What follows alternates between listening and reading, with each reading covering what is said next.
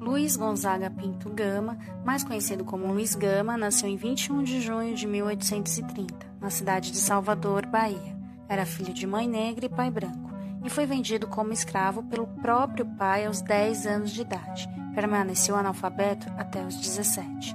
Posto à venda, foi rejeitado por ser baiano, uma condição que dava aos cativos a fama de insubordinados, e acabou sendo levado para a casa de um comerciante. Conquistou judicialmente a própria liberdade e passou a atuar na advocacia em prol dos cativos, sendo que já aos 29 anos foi autor consagrado e considerado o maior abolicionista do Brasil. Luiz Gama também foi orador, jornalista, escritor brasileiro e o patrono da abolição da escravidão do Brasil. Foi um dos raros intelectuais negros no Brasil escravocrata do século XIX, o único a ter passado pela experiência do cativeiro. Pautou sua vida na defesa da liberdade e da república. Luiz Gama começou a carreira jornalística na capital paulista, junto com o caricaturista Ângelo Agostini. Ambos fundaram em 1864 o primeiro jornal ilustrado humorístico da cidade, intitulado Diabo Coxo.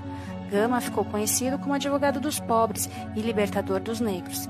Em uma carta autobiográfica a Lúcio de Mendonça, Gama estimou que já havia libertado do cativeiro mais de 500 escravos. Durante um júri, Gama proferiu uma frase que se tornou célebre: "O escravo que mata o senhor, seja em que circunstância for, mata sempre em legítima defesa." Isto provocou tal reação dos presentes que, com a confusão, o juiz se viu obrigado a suspender a sessão.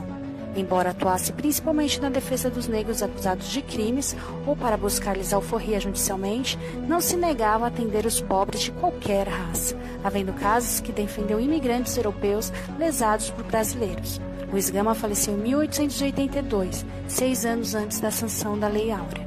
Em janeiro de 2018, seu nome entrou para o livro dos heróis da pátria pela Lei 13.628.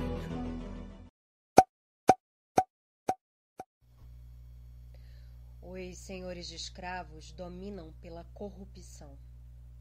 Têm ao seu serviço ministros, juízes, legisladores, encaram-nos com soberba e reputam-se invencíveis.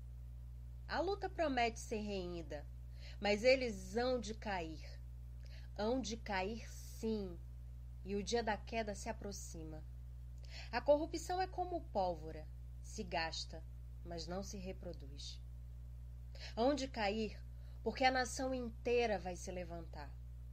E no dia em que estivermos todos de pé, os ministros, os juízes, os legisladores estarão todos do nosso lado. Os próprios senhores na granja, na tenda, no Senado, onde entre anciões venerandos têm infelizmente entrado alguns prevaricadores, os próprios senhores hão de apertar a mão ao liberto, nivelados pelo trabalho, pela honra, pela dignidade, pelo direito, pela liberdade. Eles dirão como o imortal filósofo: se fosse possível saber o dia em que se fez o primeiro escravo, ele deveria ser dia de luto para toda a humanidade. Luiz Gama. Imagina a cena: Brasil Império, meados do século XIX. Criança negra nascida livre é vendida como escrava aos 10 anos pelo próprio pai para pagar dívidas de jogo. Aprende a ler aos 17 anos e conquista a própria liberdade. Estuda direito por conta própria e consegue atuar na libertação de mais de 500 pessoas escravizadas na justiça. Essa é uma síntese da história do gigante Luiz Gama. Daria um belo filme, né? Ou uma série. Olha aí, Netflix, fica a dica. E esse personagem, que parece até vindo de alguma produção hollywoodiana, existiu no Brasil Imperial. Poeta, jornalista, advogado, membro do Partido Liberal, Luiz Gama teve uma participação fundamental na construção dessa que é, sem dúvidas, a maior vitória das ideias liberais na história do Brasil, a abolição da escravidão. Mas vamos voltar ao início dessa história, que bem poderia ser um roteiro de alguma mega produção hollywoodiana, mas aconteceu aqui no Brasil durante o Império. Nascido no dia 21 de junho de 1830, Luiz Gama era filho de uma ex-escrava negra e de um fidalgo português, e foi vendido aos 10 anos de idade pelo próprio pai para quitar uma dívida de jogo. Levado à força ao Rio de Janeiro, somente aos 17 anos de idade, teve a oportunidade de aprender a ler e escrever, auxiliado por um estudante que se hospedava na fazenda onde ele era escravo. E a partir daí, Luiz Gama descobriu que a sua condição de escravo era ilegal. Afinal, ele havia nascido em liberdade em Salvador. E mesmo portando documentos que demonstrassem o seu direito à liberdade, não conseguiu a alforria e acabou fugindo para São Paulo. Em São Paulo, conquistou sua liberdade e tentou ingressar na Faculdade de Direito do Largo de São Francisco, a Faculdade de Direito da USP. Lá, lamentavelmente, foi impedido de se matricular por ser negro, mas ainda assim obteve o direito de assistir como ouvinte às aulas da Faculdade de Direito. A partir da sua formação essencialmente autodidata em Direito, passou a atuar como rábula, como eram conhecidos os profissionais à época que atuavam como advogados mesmo sem ter a formação superior específica. E Luiz Gama passou a atuar ativamente na defesa da liberdade de escravos.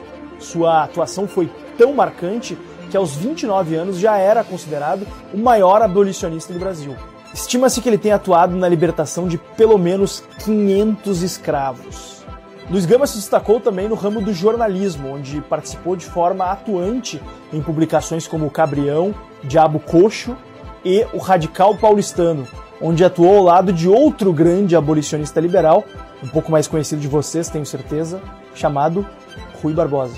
E, obviamente, ele sofreu perseguições por conta das suas manifestações públicas e do seu ativismo político, chegando a ser demitido do seu cargo de secretário da polícia unicamente por conta da sua filiação ao Partido Liberal em uma época de ascensão do Partido Conservador. Luiz Gama morreu em 24 de agosto de 1882, vítima de diabetes. Infelizmente, não pôde ver concretizado o sonho pelo qual lutou tanto em vida. Afinal, a abolição da escravidão só viria em 1888, 6 anos depois, no dia 13 de maio. Uma das frases mais célebres de Luiz Gama e que deixa claro o seu caráter liberal e a sua defesa da autopropriedade de cada um sobre sua própria vida e seu próprio corpo é: o escravo que mata o senhor, seja em que circunstância for, mata sempre em legítima defesa. Em legítima defesa da sua liberdade, obviamente. O bem mais importante que nós carregamos conosco.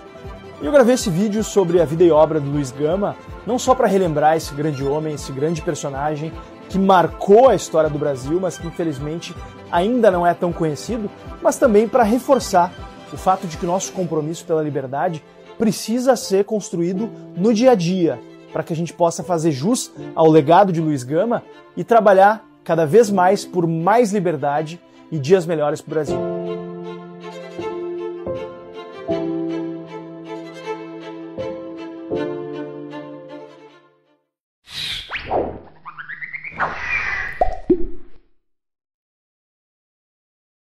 Tédio, falta de criatividade, confusão, burrice e conformismo.